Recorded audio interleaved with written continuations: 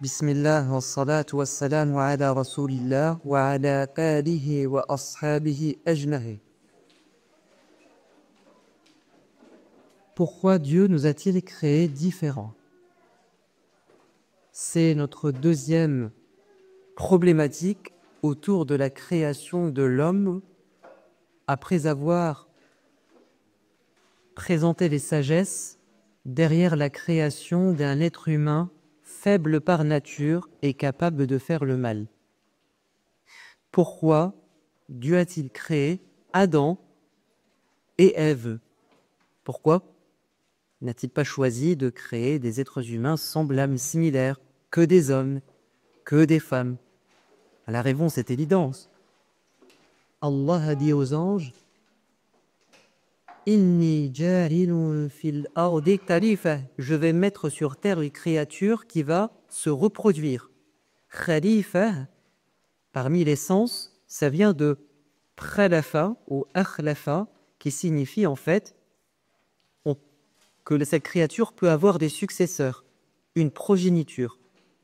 Et vous savez qu'il ne peut y avoir généralement, je dis bien généralement, de reproduction que s'il y a deux sexes, mâle et femelle. Même si dans le monde animal, il y a des animaux qui sont des deux sexes. Donc, Dieu a créé un homme et une femme, donc une créature diversifiée sur le plan d'abord sexuel pour permettre la reproduction et donc la perpétuation de l'espèce humaine. Mais en même temps, il aurait dû créer un homme et une femme différents dans leur corps, mais semblables dans leur psychologie et dans leur rôle dans la vie. Mais nous voyons que Dieu a voulu que ce soit la femme qui porte l'enfant, n'est-ce pas? Et que l'homme physiquement soit, de manière générale, plus développé, plus fort. Et que d'un point de vue affectif, la femme soit un peu plus avancée, un peu plus riche au niveau sentimental que l'homme. Et là, nous allons entrer dans la différence des fonctions et des rôles de l'homme et la femme. Une différence dans les corps qui amènera une différence dans les rôles à jouer sur Terre. Ce sont des rôles qui ne sont pas antagonistes, contradictoires, opposés. Ce sont des rôles complémentaires. Cette complémentarité est excellemment bien rendue à travers les versets que vous allez entendre. Dieu nous dit qu'il a créé Adam et à partir de lui, Ève. Il y a deux manières de comprendre cette idée. Ou bien c'est au sens propre, comme cela est rapporté dans la Bible, mais aussi dans certains hadiths, c'est que la femme est créée à partir de la côte de l'homme, au sens véritable. Donc elle est une partie de lui. Parce que Dieu n'allait pas créer une créature de lumière, il s'agissait de créer une créature de terre. Et pour qu'il y ait une complémentarité et une attirance, il faut que l'un soit issu de l'autre. Vous avez saisi? Pour qu'il y ait une attirance et pour que l'homme sente qu'il a quelque chose à trouver chez la femme, comme s'il lui manquait quelque chose sans la femme, il a fallu, d'après cette interprétation, que la femme soit une partie de lui. Et qu'il ne peut être un tout et une totalité que s'il a la femme à ses côtés. D'autres disent c'est une image. Elle a été créée à l'image d'une côte, et non pas à partir de la côte. Mais peu importe, l'idée est la même, c'est que Dieu a voulu que l'homme et la femme soient des êtres humains à partir de la terre, et qu'ils soient issus l'un de l'autre, au sens propre ou au sens figuré, pour qu'il y ait une interdépendance et une attirance. Donc, il ne faut pas se culpabiliser lorsque nous nous sentons attirés par l'autre sexe. C'est normal et naturel. C'est inscrit dans nos gènes. Allah a voulu que l'homme soit attiré par la femme et vice-versa, la femme par l'homme. Pourquoi? Pour qu'ils puissent vivre ensemble. S'il devait y avoir comme deux aimants opposés ou deux aimants semblables, moins, moins ou plus, plus. S'ils devaient être ainsi, ils s'écarteraient l'un de l'autre. Ok? Bon. Il y a un verset du Coran qui est très beau. C'est le verset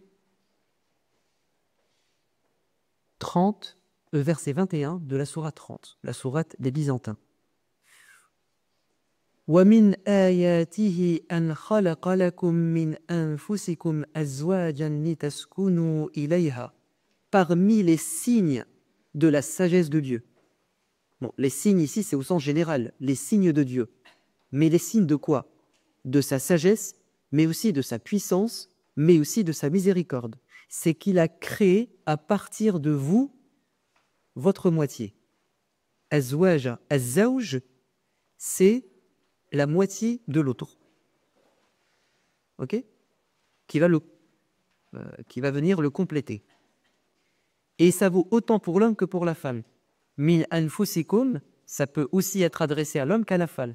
À partir de toi, l'autre a été créé. Pourquoi?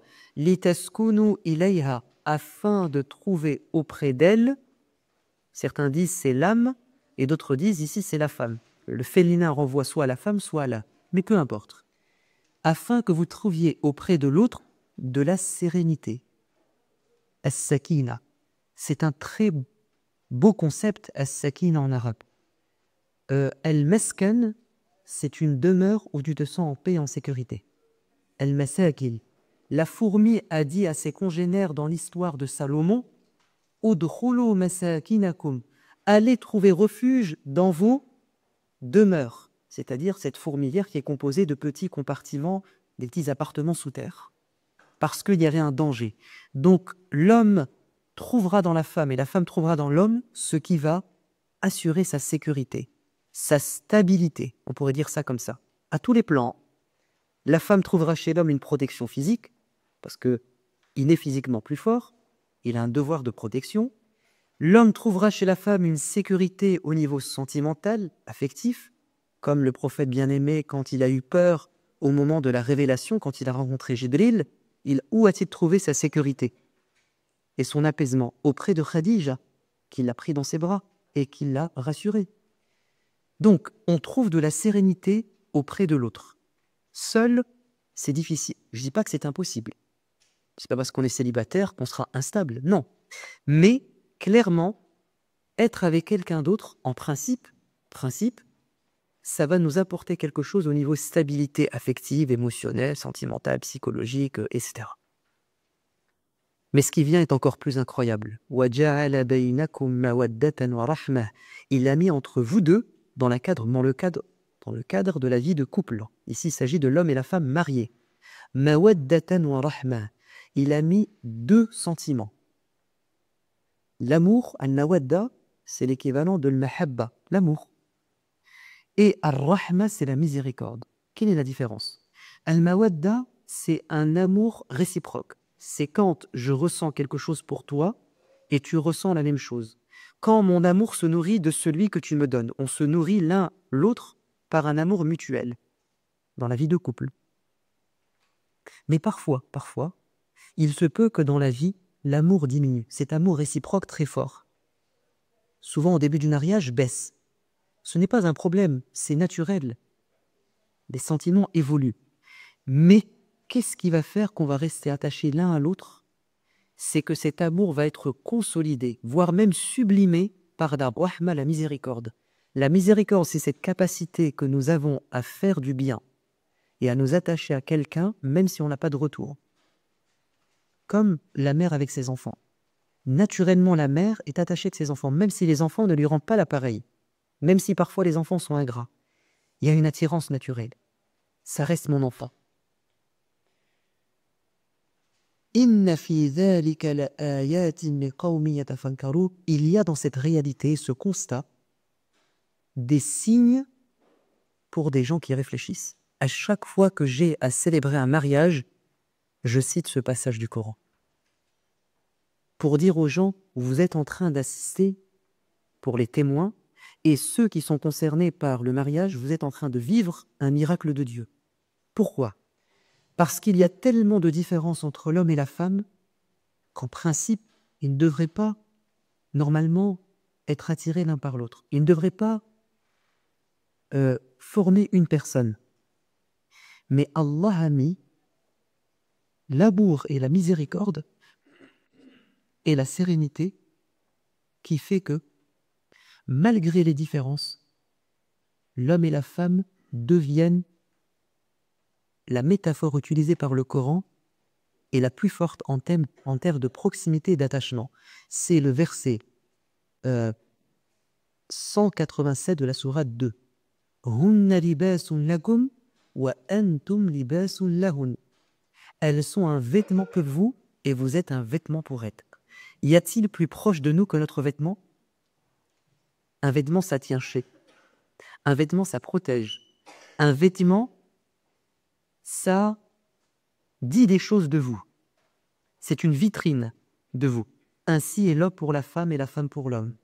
Et le vêtement est à ta taille. Quand tu prends un vêtement, il est à ta taille. Il te correspond. Donc le mariage est une question d'abord de destin et de rizq. C'est Dieu qui fait en sorte que les chemins se croisent et les cœurs se reconnaissent. Parce que parfois on rencontre quelqu'un, ça passe pas. Ça passe pas. Et parfois, c'est comme s'il était fait pour moi, j'étais faite pour elle, pour lui. Et bien ça, c'est un miracle qu'on ne peut pas comprendre. C'est un mystère de Dieu. Parce que les cœurs sont entre les mains de Dieu. Personne ne maîtrise les cœurs. Le prophète bien-aimé dit, les cœurs sont entre les deux doigts du miséricordieux. Il les renverse comme il veut. Allah dit dans la sourate Al-Anfal, au prophète de l'islam, avec toutes les qualités de leadership et tout le bon comportement dont il disposait, Allah lui a dit, c'est le Dieu seul qui a uni les cœurs des Arabes de Médine qui étaient en guerre avant l'islam.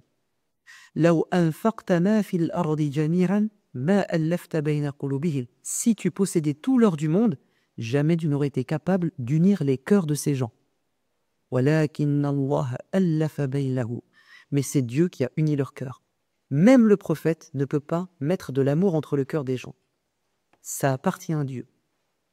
Donc, Allah nous a créés différents. Mais malgré ces différences, vous êtes dans la vie de couple comme un vêtement l'un pour l'autre. C'est la relation la plus proche qui puisse exister. Et on sent bien l'aspect intime, évidemment, dans cette image. C'est-à-dire que cet homme et cette femme, avant de se rencontrer, ils ont une culture différente.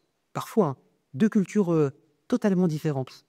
Peut-être deux niveaux intellectuels différents, social également, deux éducations différentes, deux parcours de vie différents, deux corps différents, deux psychologies différentes, une manière de ressentir et d'exprimer les choses différentes. Malgré toutes ces différences, on se sent bien avec la personne et attaché.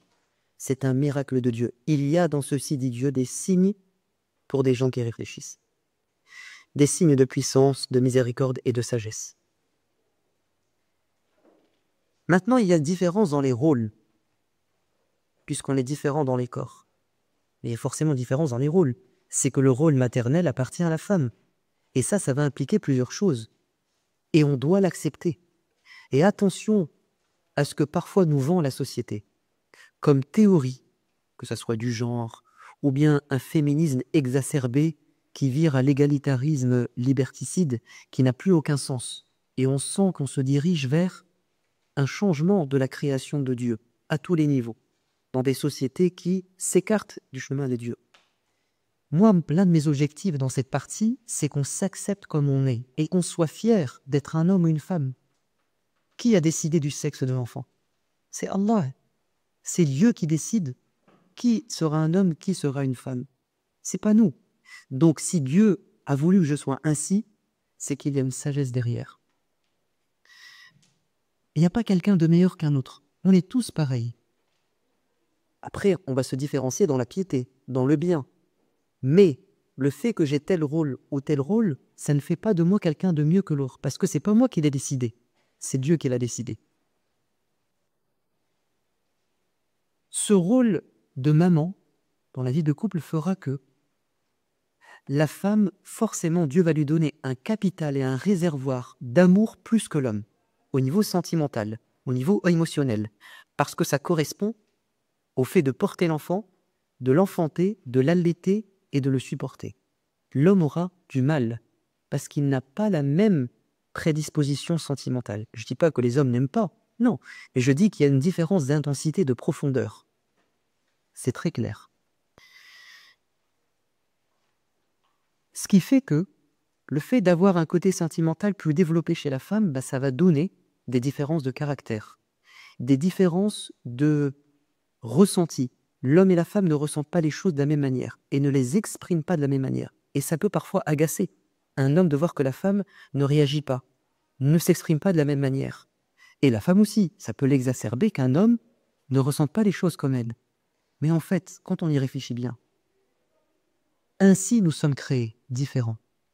On doit apprendre à se connaître et à respecter ces différences, parce qu'elles sont le fruit de la sagesse de Dieu. On ne doit pas en faire des problèmes, des conflits de caractère. Chacun a un caractère, une nature différente. Et chacun va jouer un rôle complémentaire. Beaucoup de problèmes de couple viennent de ça. C'est qu'on ne comprend pas pourquoi l'autre réagit ainsi, pourquoi l'autre est ainsi. Écoutez ce hadith qui a été mal compris parfois, mais qui pour moi est d'une richesse au niveau psychologie vraiment incroyable. Le prophète nous dit, alors il s'adresse aux hommes, il a des hommes devant lui. Il dit à ces hommes, « Usikum binisa'i khayra » je vous recommande le bon comportement avec vos femmes. Regardez ce qu'il va dire. « فَإِنَّهُنَّ خُلِقْنَ مِنْ ضِلَعٍ » car elles ont été créées à partir d'une côte. Elles sont une partie de vous. Et dans une version, elles sont comme une côte. Ça, je vous ai dit, il y a deux manières de comprendre. Soit la femme est créée à partir de la côte de Adam, en sens propre, soit c'est une image. Peu importe. Et le prophète invite l'homme à reconnaître que la femme est différente de lui. Il dit, tu vois la côte, elle est incurvée, n'est-ce pas? Elle est donc différente de toi. Donc c'est l'image de, on a quelque chose de droit et quelque chose d'arrondi. Pourquoi est-ce qu'il dit ça? Si tu essaies, dit le prophète à l'homme, de redresser cette côte, c'est-à-dire de la rendre comme toi, tu n'y arriveras pas. Et tu vas la casser. Et la casser, c'est divorcer d'elle. Ça veut dire que le prophète invite les hommes à cette époque, et c'est révolutionnaire pour les hommes machistes à l'époque arabe. Il leur dit attention, la femme est différente, c'est le fruit de sa création. N'essaie pas de lui imposer ta nature. Respecte. Mais si tu l'acceptes comme elle est et que tu profites d'elle, tu profiteras d'elle avec sa différence. Et il dit, tu n'arriveras pas à la mettre sur le même chemin que toi. Tu ne peux pas la mettre dans ton cadre à toi. Tu ne peux pas lui imposer ta manière de penser, de réfléchir et de ressentir les choses. Tu vas te confronter à la nature que Dieu a créée, au lieu de l'accepter. Je vous recommande donc le bon comportement avec vos femmes. Expliquer comme ça, c'est magnifique, c'est beau. Mais vous savez comment certains le traduisent? La femme, elle est tordue comme une côte. C'est différent quand on dit elle est tordue comme une côte. C'est péjoratif. Alors que ce n'est pas du tout le hadith. Le hadith est une invitation au beau comportement, à l'acceptation de la nature de la femme. Il ne doit pas y avoir de jalousie entre l'homme et la femme. Aujourd'hui, on est dans une société qui crée de la concurrence malsaine. Alors déjà entre tout le monde, mais aussi entre l'homme et la femme. On dresse l'homme contre la femme. C'est malsain, c'est pas bien de faire ça. Qu'est-ce que dit Allah dans un verset? Verset 32 de la sourate 4.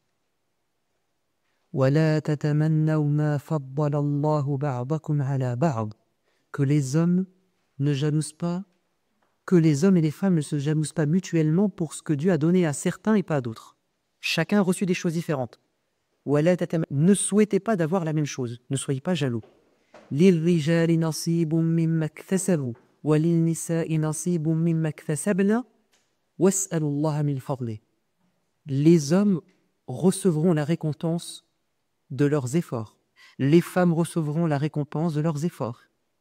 Et demandez plutôt à Dieu de vous donner. Arrêtez de jalouser les autres, de vous faire la concurrence dans des choses que vous ne pouvez pas avoir. Vous êtes différents. Mais il dit, vous aurez ce que vous méritez en termes d'efforts. Faites-vous la concurrence dans le bien. Vous avez compris?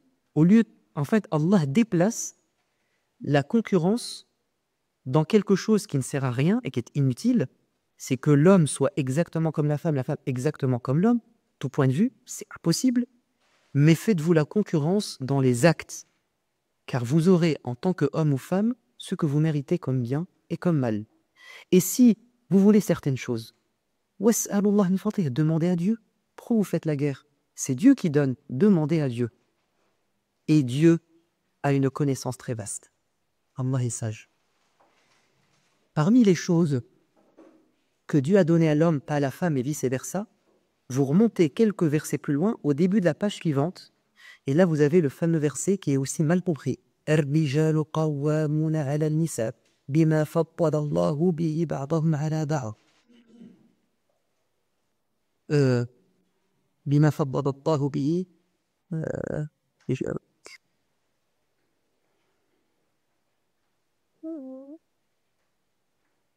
mais j'appelle le verset. الرجال قوامون على النساء. Les hommes ont la responsabilité de prendre en charge les femmes. Pourquoi? Car Dieu a donné aux hommes certaines choses que les femmes n'ont pas. بما فضل الله oui, بما فضل الله بعضهم على بعض وبما أنفقوا من أموالهم. Dieu dit, j'ai donné aux hommes un avantage que la femme n'a pas. Et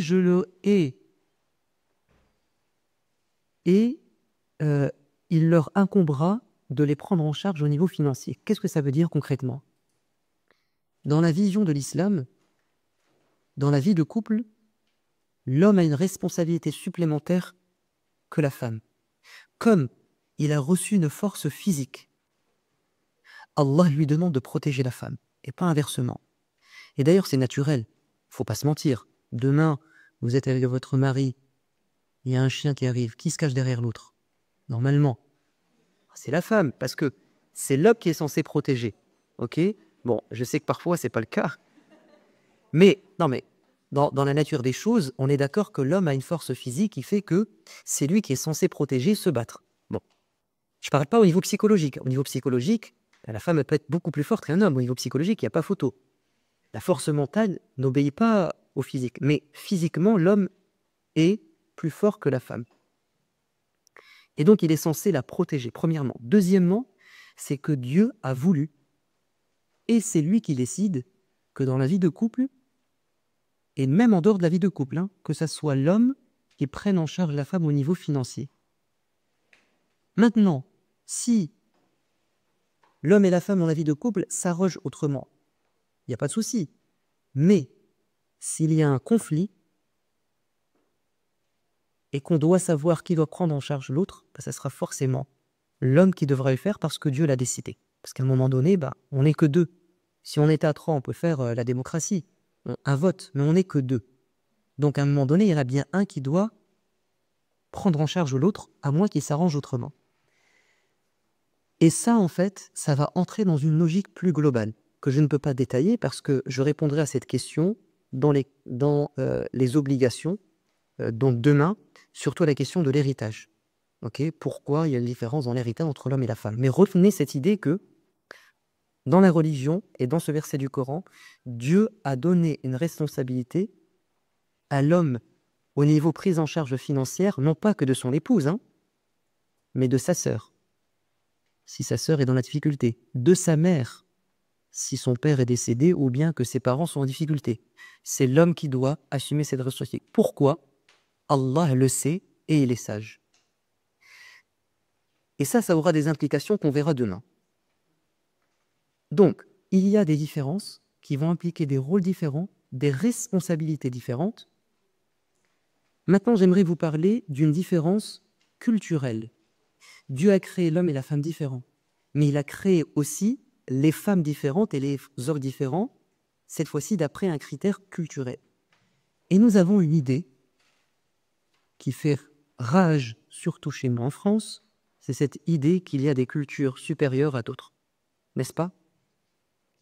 Qu'il y aurait une culture qui devrait s'imposer à une autre. Que les cultures ne peuvent pas s'entendre. L'Orient et l'Occident sont deux cultures opposées. C'est le fameux choc des civilisations. Et ça, c'est contraire à ce que nous enseigne notre religion. Et le verset qui le prouve est le verset 13 de la sourate 49. Ya ayyuhan nas, ô vous les hommes, tous les hommes, croyants ou pas, Inna khalaqnakum min dhakari wa untha. On vous a créé différents à partir d'un homme et d'une femme. Première différence qu'on a détaillée. Wa ja'alnakum shu'uban wa qaba'il. Et ensuite, on a fait de vous, à travers l'histoire, des peuples et des tribus différents. Des peuples et des tribus différents. Quel est l'objectif de cette différence sexuelle et culturelle? Ce n'est pas la guerre, ce n'est pas le conflit, ce n'est pas la concurrence malsaine, mais c'est bien au contraire la contribution, voire même la coopération et l'échange. Lita'arafu. Qu'est-ce que ça veut dire en arabe, lita'arafu? At-ta'aruf a deux sens. Soit ça vient de al-ma'rifa, qui veut dire la connaissance. Donc, je vous ai créé différents pour que vous vous échangiez des connaissances. Et les civilisations ne se sont jamais aussi bien portées, ou je dirais même l'humanité ne s'est jamais aussi bien portée que quand il y a eu des échanges de savoir entre les cultures. L'Occident ne serait pas ce qu'il est si à un moment donné, il n'était pas entré en contact avec l'Orient. Nous savons que l'Europe était lors de la période médiévale, dans un âge de décadence, dans l'obscurantisme, à tous les niveaux. Qu'est-ce qui a fait qu'il y a eu la Renaissance et le siècle des Lumières, ici en Europe? C'est le contact de l'Occident avec la civilisation musulmane qui, pendant des siècles, était la référence et elle était à la pointe dans tous les domaines. Donc, l'Occident a une dette envers l'Orient.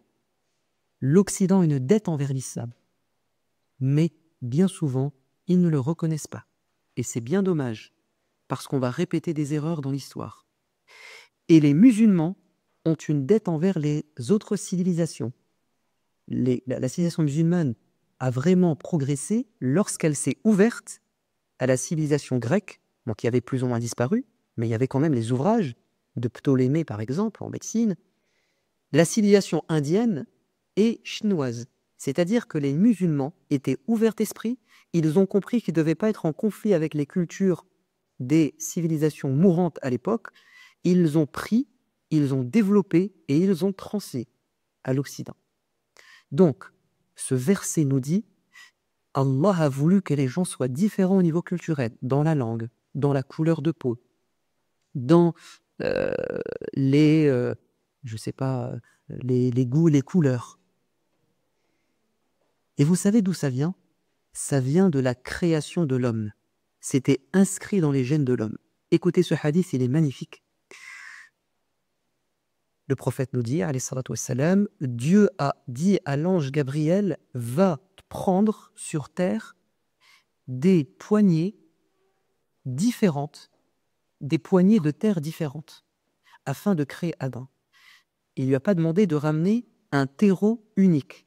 Il lui a dit de prendre des terres différentes. Vous savez que les terres sont différentes dans leur contenu, comme l'eau est différente dans son contenu. Il a voulu que la création de Adam porte en elle la diversité. Et le prophète conclut ainsi. Et c'est pour ça qu'il y a des gens qui ont tel et tel caractère. Et c'est pour ça qu'il y a des gens qui ont telle et telle couleur. Donc, c'est un projet de Dieu, dès la création de Adam, de mettre en lui cette richesse et cette diversité pour que les gens aient des couleurs différentes et qu'ils aient même des caractères différents. Arrêtons de considérer que les caractères différents sont un malheur, que les cultures différentes sont un malheur. Non, elles sont le signe de la sagesse et de la volonté de Dieu. Lita'arafu, ça veut dire pour que vous vous entreconnaissiez et que vous échangez des savoirs. Mais al-urf en arabe, c'est al-ma'rouf. Ça veut dire pour que vous vous fassiez du bien. Pour que vous vous fassiez du bien. Donc la différence en islam est une richesse au niveau du savoir et une richesse au niveau de la bienfaisance et du bien. Si on s'intéresse à la révélation de ce verset, c'est encore plus incroyable. Ce verset était révélé lorsqu'au temps du prophète, une femme voulait épouser un homme noir de peau qui avait des origines, je crois, d'Abyssinie. En tout cas, il était moins noble dans sa filiation que les Arabes. Et il y avait du racisme chez les Arabes. Et bien, c'est dans le cadre du mariage entre deux cultures différentes que ce verset était révélé. Allah a dit, laissez-les ces gens se marier, même s'ils sont différents culturellement, parce que c'est moi qui ai voulu que vous soyez différents, pour qu'à un moment donné, vous vous entreconnaissiez. Et certains savants disent, l'entreconnaissance, c'est le mariage ici, parce que ça correspond à la circonstance de révélation du verset. Allah veut qu'il y ait des mariages mixtes. Et attention, ça ne veut pas dire que je dois choisir quelqu'un tout le temps de différent de moi. Non, on sait très bien que généralement, plus il y a de points communs, plus on s'entend. Il faut être honnête. Parce que, voilà, on est quand même, il faut le reconnaître, pas tout le temps ouvert d'esprit, et la différence parfois nous fait peur et nous dérange.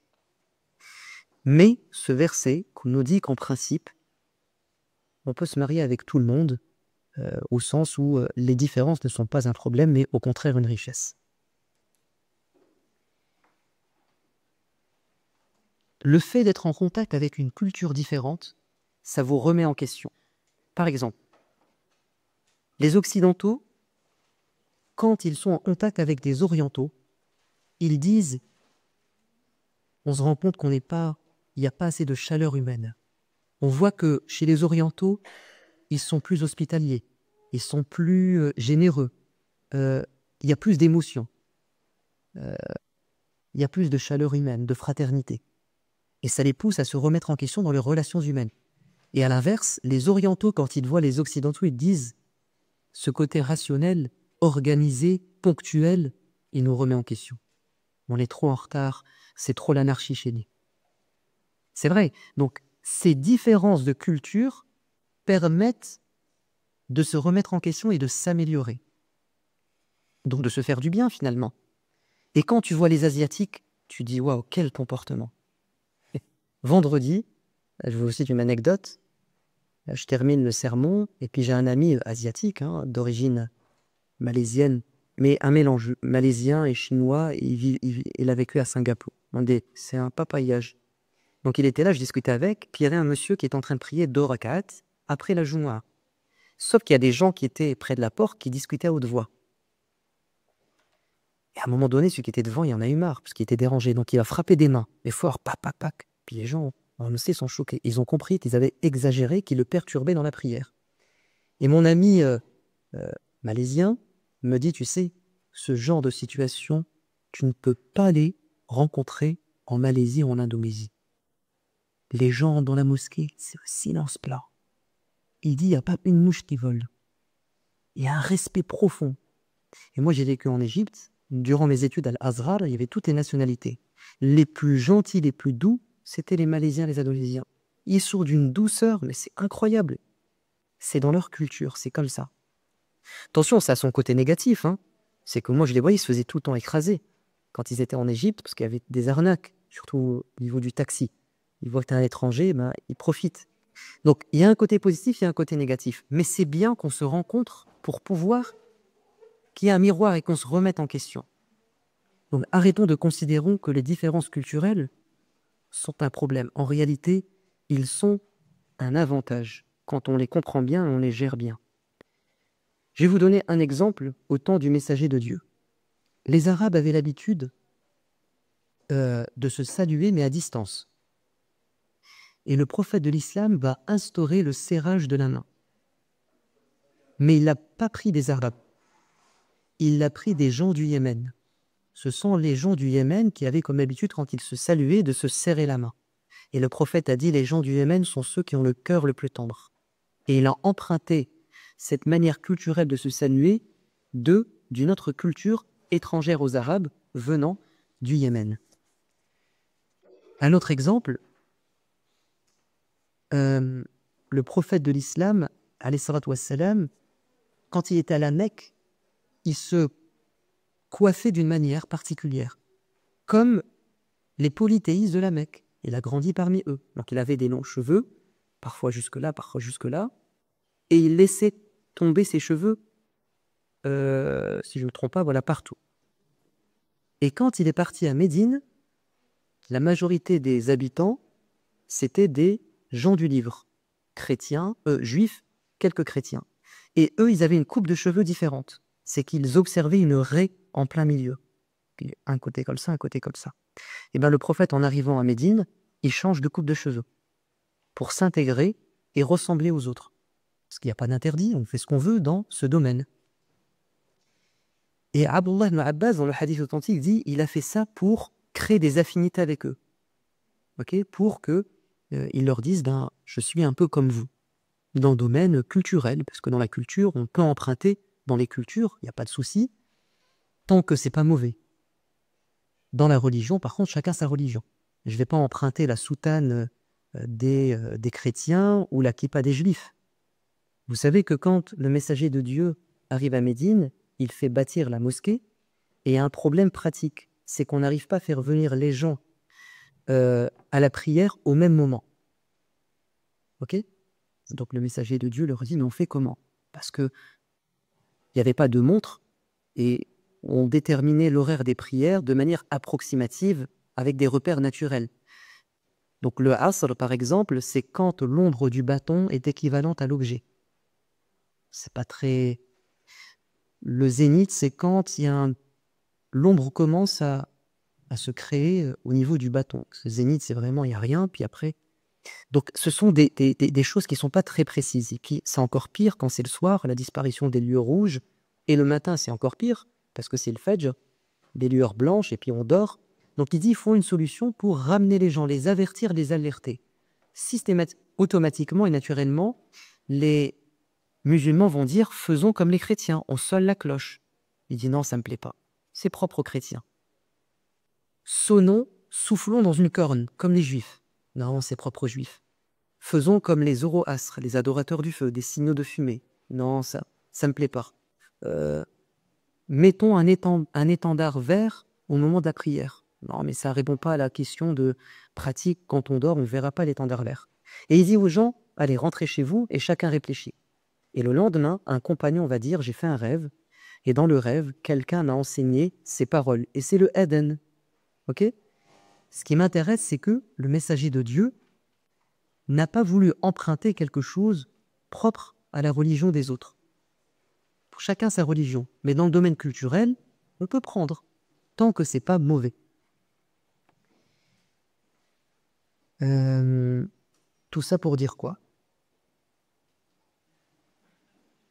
Attendez que je reprenne le fil. Différences culturelles. Ok, donc j'ai parlé de différences culturelles. Passons maintenant, pour vraiment arriver à la conclusion, aux profils différents, différences caractérielles. On a dit ça vient de cette création de Adam de plusieurs terreaux de la terre. Il faut savoir une chose, c'est qu'il y a certains caractères qui sont héréditaires. Okay? On dit tu tires de ton père, de ta mère. Il y a des caractères qui sont innés. C'est Dieu qui a mis ça dans ton enfant ou dans la personne. Ce n'est pas un effort de sa part. Il est venu au monde avec cette gentillesse, avec ce calme ou avec cette nervosité. C'est venu comme ça. Il n'a pas choisi.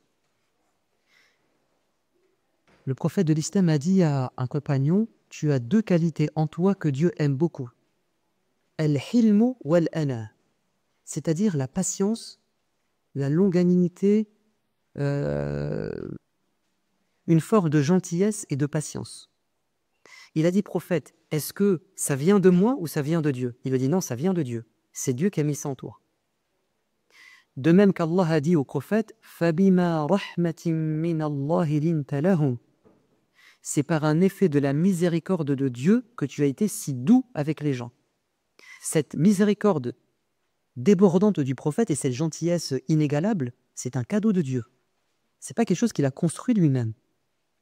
Donc, quand on a des différences de caractère, il ne faut pas toujours accuser la personne. Parfois, c'est héréditaire. Parfois, ça vient, au sens très fort héréditaire, ça vient du fait que c'est la création de Adam qui fait qu'on a des caractères différents. Parfois, c'est Dieu qui met ça dans la personne. Et donc, parfois, c'est des caractères qu'on a acquis et qu'on peut donc changer. Mais il y a des caractères qu'on ne pourra pas changer. Donc, parfois, ça ne sert à rien de se battre avec des gens en voulant changer totalement leur caractère, parce que ça relève de l'impossible, parce que vous allez vouloir gommer les différences. Par contre, on peut demander que ce caractère soit mesuré, que ce caractère soit contrôlé. Le prophète de l'islam a dit, le fort, ce n'est pas celui qui paiera son adversaire au combat, la force physique, mais c'est celui qui contrôle sa colère au moment où elle s'exprime. Il n'a pas dit le fort, c'est celui qui se met jamais en colère, parce que ça relève de l'impossible chez certaines personnes. Ça relève de l'impossible. Mais c'est que tu sois capable de contrôler cette colère. Donc ça fait partie de tes possibilités. C'est de contrôler. Mais de faire disparaître, non. Parfois, tu ne peux pas le faire. C'est pareil sur le plan intellectuel. On ne peut pas faire en sorte que les gens soient pareils intellectuellement parlant, qu'ils réfléchissent pareil. C'est impossible. Allah Azza wa Jalla n'a pas voulu cela. Il a voulu qu'il y ait de la divergence. Et c'est ce qui a fait que notre religion contient des débats et des points de désaccord entre les savants. Ils s'appuient sur le même verset du Coran, la même parole du prophète, mais ils la comprennent différemment. C'est pour ça que ça va vous donner, dans la religion, des divergences. Non pas parce qu'ils n'ont pas le même référentiel, le même texte, ils ont le même texte. Ils ont le même cerveau, mais ils ont une manière de l'utiliser différente. Et ça, vous ne pouvez pas l'enlever. وَلَا يَزَالُونَ مُخْتَلِفِينَ. Allah dit, les êtres humains ne cesseront d'être divergents. وَلِذَلِكَ خَلَقَهُ. C'est pour cela qu'il les a créés, pour être divergents. Et juste avant, il dit, si je l'avais voulu, j'aurais fait des gens une seule communauté de croyants. C'est-à-dire, quand la personne voit la vérité, elle la comprend de la même manière et elle y adhère de la même manière. Non. Donc il y a de la différence et cette divergence, c'est elle qui va donner de l'innovation. Quand on a des gens différents, ça vous donne de l'innovation, de la créativité. Face à un même problème, les gens voient les choses différemment et ça permet de trouver des solutions. Quand la Kaaba a été détruite, en partie abîmée par de violentes pluies, quand le prophète avait 35 ans, avant qu'il ne soit prophète, la pierre noire a été déplacée, cette pierre sacrée, et toutes les tribus voulaient avoir cet honneur de remettre la pierre à sa place. Mais c'est pas possible, il y a plusieurs tribus. Donc ils se sont battus. Ils ont dit, attendez, attendons qu'une personne vienne, et ce sera elle l'arbitre, elle trouvera une solution. Nous, on n'arrive pas à trouver de solution. Attendons quelqu'un d'autre. Qui arrive, Muhammad, qui n'était pas encore prophète. Et là, le prophète trouve la solution. Il dit, mais c'est simple, ramenez-moi un drap, il étale le drap, il met la pierre au centre, et il dit, désignez de chaque tribu un représentant. Et vous allez tous porter la pierre en tenant un morceau du tissu. Vous avez vu? Parce que le prophète était différent des autres. Parfois, on est buté, on est enfermé dans une manière de réfléchir. Il suffit de faire appel à quelqu'un d'extérieur, il peut vous trouver une solution. Et c'est ça qui a donné des inventions. C'est ça qui a donné de la créativité, de l'innovation. Donc, il ne faut pas avoir une allergie avec la divergence en soi. Et ça, c'est vrai dans l'éducation des enfants. Il faut favoriser la pluralité chez les enfants. Parfois, on veut que les enfants soient exactement pareils dans leur manière de réfléchir, dans leur choix scolaire. Il y a un enfant qui n'est pas fait pour les maths. Attention, ça ne veut pas dire qu'il faut qu'il soit paresseux. Non, il fait des efforts. Mais s'il a fait ses efforts et qu'il ne réussit pas, c'est tout. C'est pas de sa faute. Ne l'enfermez pas dans une voie particulière, parce que peut-être c'est pas la voie que Dieu lui a prédestinée. Il est peut-être fait pour autre chose. D'où l'importance de créer des opportunités à nos enfants. Ils doivent goûter à beaucoup de choses jusqu'à ce qu'ils trouvent ce pourquoi Allah les a créés. Écoutez ce hadith magnifique. i'malu fakullun muyassarun lima khuliqa lah. Agissez et vous verrez que Dieu vous facilitera ce pourquoi il vous a créé. Allah va te rendre difficile certaines choses parce que tu n'es pas fait pour elle, mais il va te faciliter certaines choses parce qu'il veut que tu prennes ce chemin. Agissez, ayez des expériences jusqu'à ce que vous découvriez votre vocation. Je vous donne un exemple concret. Je connais un ami qui est à la fois un génie en informatique et en électronique, c'est son métier, informaticien, et en même temps un artiste. Il vient d'Algérie, il a travaillé à Montmartre, il faisait des portraits.